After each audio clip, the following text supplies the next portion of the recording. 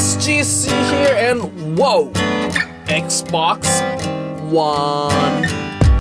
So just today, Microsoft announced the new Xbox. You know, the next one, the new one.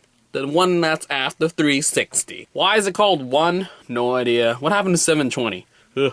But anyway, let's just get down to the gritty nitty of the hardware. So we got an 8 gig RAM, a USB 3.0, Wi-Fi Direct, silent operation, and 500 gigs of hard drive. And oh yeah, a Blu Ray Drive. When I heard about the Blu Ray, I was like, whoa! They're finally caught up to, like, you know, current times, finally. Blu-ray, not HD DVD, woo. So, what was there to talk about? So pretty much, Microsoft with Xbox One is a, like, improvement on the Kinect system, the existing hardware that they have of, like, Xbox 360, but they made it better. So, new controller, like, nothing's really changed except probably for, like, the button stuff, like, sensitivity, mapping of, like, the roads, all the inner hardware, and a better Kinect camera. So, pretty much, voice command, hand gestures are totally up front here, and that's what they're trying to sell. Because they're saying, hey, all in one. Hence, Xbox One. This Xbox will do everything for your media center of your TV, and everything will be connected to, like, your, like, Xbox Live and everything, and then even TV viewing will be done awesomely with hand gestures. Which, I have to say, it better be universal sooner or later, because, I mean, if this stuff is not universal in a couple of years, it'll be like, it shouldn't be exclusive to one company, because, I mean, Minority Report people, that's where all the future is at. Hand gestures and no more controllers for a TV viewing. So, before this announcement of Xbox One, I was actually looking forward to it. Hearing things that were pretty like, whoa, it sounds pretty innovative. Like, I mean, the whole, like, installing and playing the game at the same time. Though I realized that after installing a couple of games, it's just, you need to have patience. Installing a game doesn't take that long, though the games I installed weren't that long. I mean, Resistance 3 and Vanquish didn't need that much time, but I was like, I could wait. I don't need to play it, like, right now. But if it was, like, a big title, like maybe Last of Us, I would want to start right away instead of waiting. But I could wait. I mean, like, it's not that crazy that I can't play it when I open the disc. But anyway. So I was thinking, maybe Xbox One would win me over, because I've been buying Sony PlayStation since the beginning of PlayStation, the gray one, and I've been not interested in Microsoft Xboxes at all ever, though I was thinking maybe this time they'll try to win me over, and I have to say, no. I was like, nope, not interested. I don't watch TV, I don't use that much TV stuff. I mean, I watch everything on my PC, so it's like, all this social network all-in-one stuff is totally, woo, not interested, not dragging SGC here into buying it on day one. So what else did they announce? They announced this Halo TV series directed by Steven Spielberg. And it's a premium TV service, so I wonder how they're gonna bring that up, like what channel, is it even gonna be broadcasted on a channel, or would it be an exclusive download to Xbox Live? So that would be interesting for sure. They brought up some EA games. I mean, you got the 2014 gaming stuff.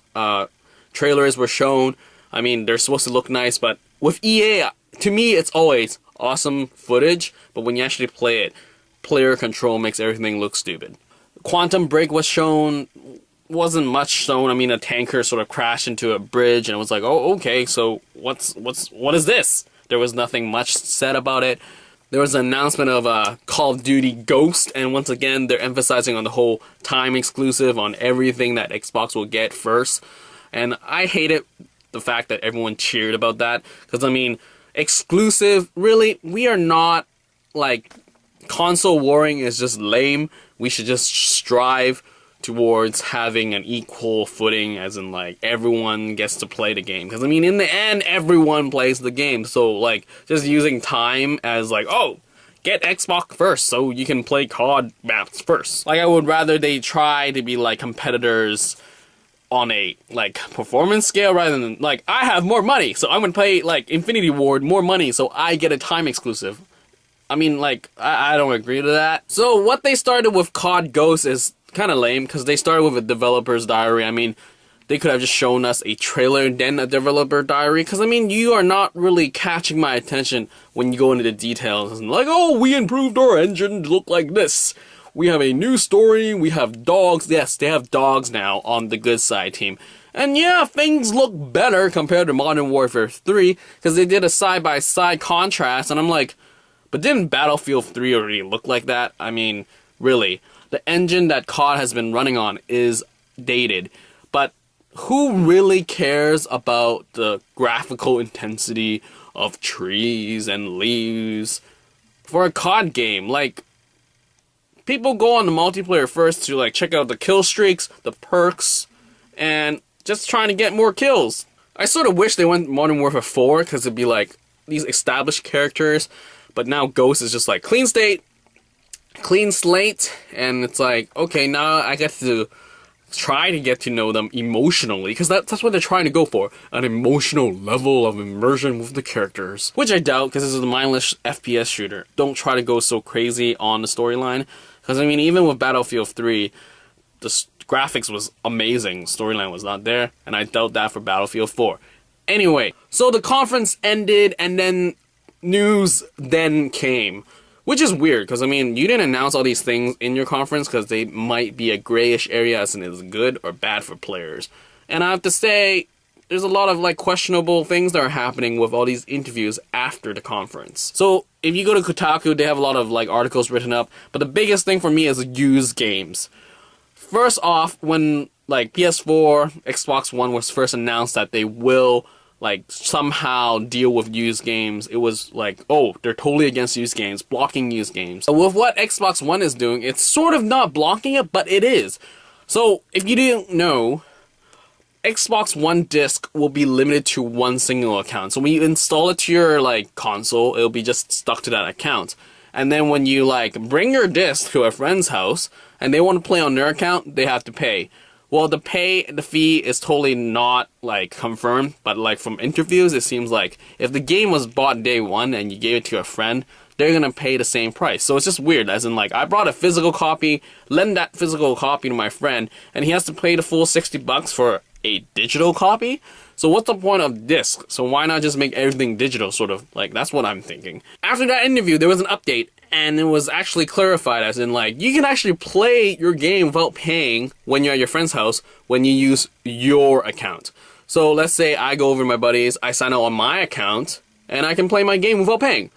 Then I have a question. How many accounts are you allowed to activate? Or are you allowed to share things? Like, won't that just, like, be normal? Like, how does that work, accounts? Because, I mean, PS3 had an arbitrary number of, like, I think 5 or 6 accounts being activated on a PS3. And the lame thing about that was that if you didn't deactivate your account and your PS3 busted, that account, like, login is gone. Which was totally, like, stupid for Sony to do, because, I mean, like, how are you supposed to... I got a yellow light. I had to, I had to fix it just to disable it, to deactivate that account, so I can, like, activate a new account when I bought a new PS3. So how would Xbox deal with this? And with the used game thing that's brought up, is PS4 going to do the same thing, as in, like, games are locked by your account?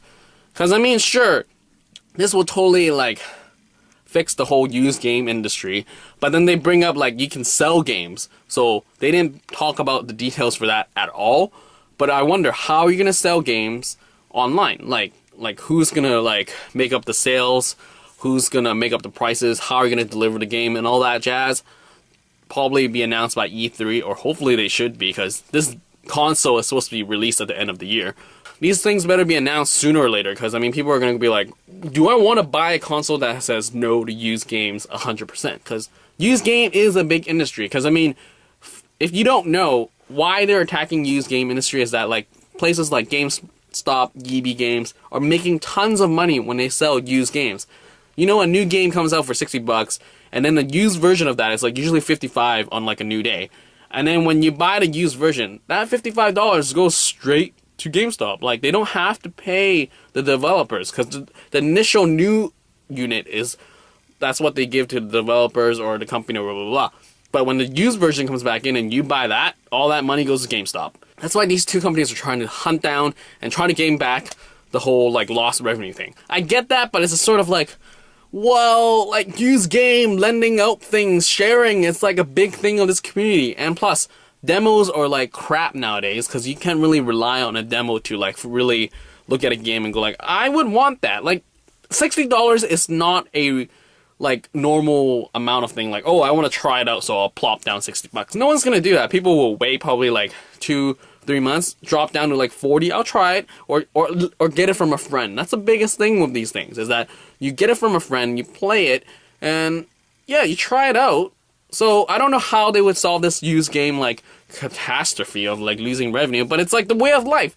Like, you get your people that will buy it on day one. Like, COD will sell no matter what, but other games, I guess, that's what they're trying to do. Anyway, let's go back to this whole Microsoft thing. So I have to say, this thing looks like a VCR, like the actual console. This is the biggest thing for me, is that Microsoft, 19 days before E3, has already unveiled their console. PS4 has still not been shown, and I would say that Sony's conference was a lot better, because it just drived with the games. Like, here are some tidbits of games. It could be played on PS3 and 4. We're not going to confirm that, but they're games. Microsoft had COD, and one trailer of Forza, no gameplay, and that was pretty much it. A lot of interviews with people that are saying this place was great, but what are they going to show at E3? Like, sure, people are saying that Sony should have unveiled the console, but I have to say, E3, I'm excited. Excited for Sony. Because, I mean, that's the biggest thing that it's going to be surprising. Because, I mean, games can only go so far. I mean, you would show, maybe, like, Microsoft will show the next Halo 5, but that will be just, like, a quick glance or a cameo. Or, like, everything will be quick in terms of games. Like, no game is going to be, like, done in a way where everyone's like, oh my goodness, must buy this console for sure. Like, excitement. Like, not yet anyway, because you'll be just like, you'll be blown away, but, like, with something that's anticipation would be awesome. That's why I like Sony's conference way better, because they knew sort of how to, like, I don't know, it was good. I enjoyed it. Microsoft here was just like, a lot of talking, a lot of talking, a lot of talking. So yeah, Microsoft, Xbox One. What do you guys think? Leave a comment, discussion, and that is all for this Xbox One first impression. So, I hope, I don't know, like, I'm not gonna get one. That's decided after this conference. Maybe E3 will sway, but I doubt that. Anyway, PS4 is gonna be bought. There was this one really good tweet that Cliff Belinsky did, like the Gears of War guy. He was like saying how these two companies aren't fighting the console war anymore. They're fighting a war on entertainment. So that's like a bigger scope of everything. They're trying to like grab everything. With all the stuff that Kinect is doing, it's like trying to replace TVs. Like smart TVs are doing the thing that Kinect is doing. And who's going to win or what's going to happen, it's going to be interesting. Because I mean, if hand gestures and voice controls be universal, that'll be amazing for everybody. I hope this is not limited to like one company at all. So anyway, that is all. I put some links down so you can click links and read it up, because I didn't say every detail, but do check them out. Anyway, that's all. See ya.